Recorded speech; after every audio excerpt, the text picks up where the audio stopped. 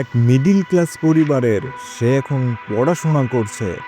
একদিন তার স্কুলের এক সুন্দরী মেয়ের প্রেমে পড়ে যায় সে।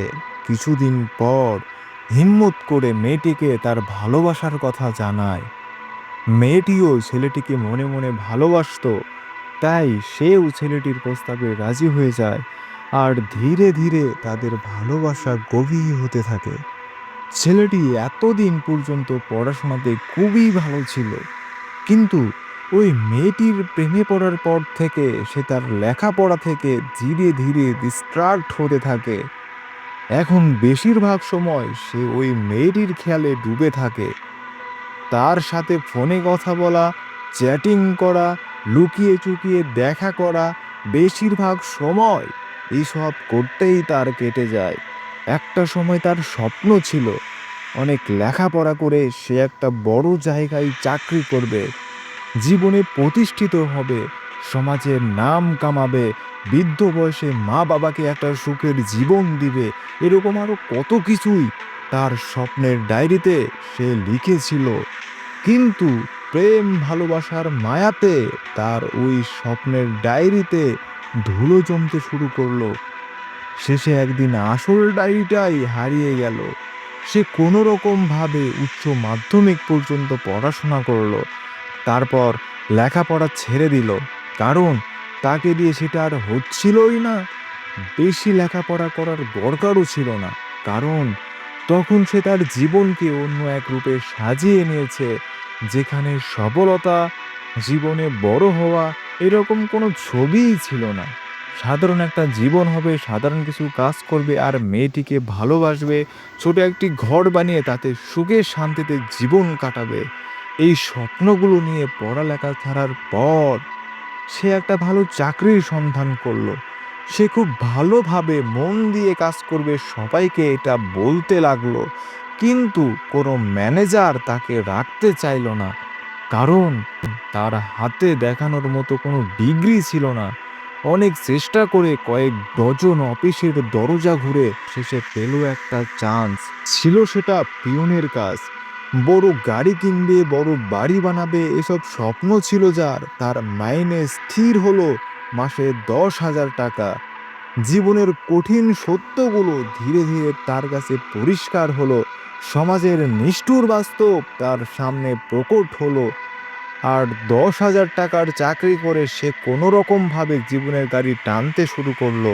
এর মধ্যেই একদিন সেই মেয়েটি তাকে জানায় যে তার পরিবার বিয়ের ব্যবস্থা করছে। সে যেন তার বাড়িতে গিয়ে তাদের বিয়ের কথা বলে।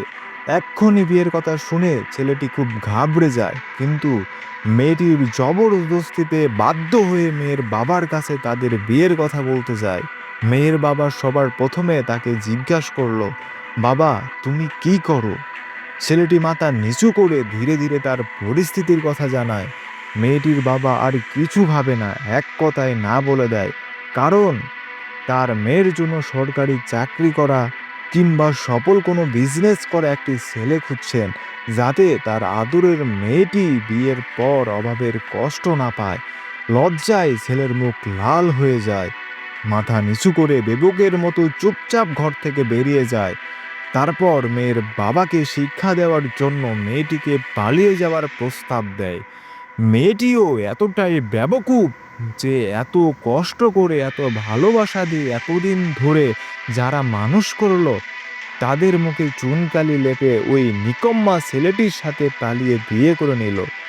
বিয়ের পর ছেলেটির মাইনে 10,000 থেকে 15,000 হলো। আর তারা খুব খুশিতে দুজন মিলে সংসার করতে লাগলো। 2 বছর পর একটি সন্তান হলো। আর সেই সাথে সংসারের খরচও অনেক বেড়ে গেল।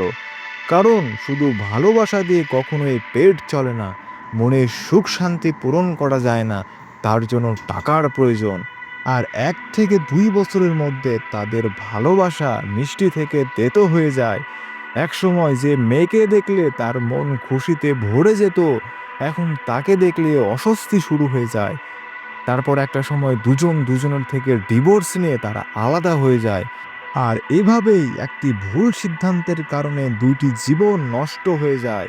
হ্যাঁ, আমি গল্পটা কোনো একজনকে দেখিয়ে লিখেছি, কিন্তু লেখাটা এতটাই সত্য যে আমি গ্যারেন্টি দিয়ে বলতে পারি অত্যন্ত কয়েক লক্ষ ছেলে ও মেয়ের জীবনের সাথে একদম নিখুঁতভাবে মিলে গিয়েছে। আজকের এই সময় তুমি জীবনে এখন যেখানে দাঁড়িয়ে আছো, এইখানে দাঁড়িয়ে তুমি কি সিদ্ধান্ত নেবে? তোমার ক্যারিয়ার আগে না তোমার ভালোবাসা আগে? এই টপিকটির ওপরে আমি মোট 3টি ভিডিও বানাবো, 2টা গল্প, একটি শিক্ষা। আজ তোমাদের একটি গল্প শোনালাম, কাল আবারও একটা শোনাবো যেটা আজকের গল্প থেকে সম্পূর্ণ আলাদা হবে। আর পরশুদিন তোমাকে শিখিয়ে দেব তুমি কি সিদ্ধান্ত নেবে। আজ তাহলে এখানেই বিদায় নিচ্ছি, তবে একটা ভিডিও যেন মিস করো না, নয়তো অনেক মূল্যবান একটি লেসেন তোমার অজানা থেকে যাবে। বিদায় বন্ধু, কাল অবশ্যই আসবো, ততক্ষণ পর্যন্ত ভালো থেকো।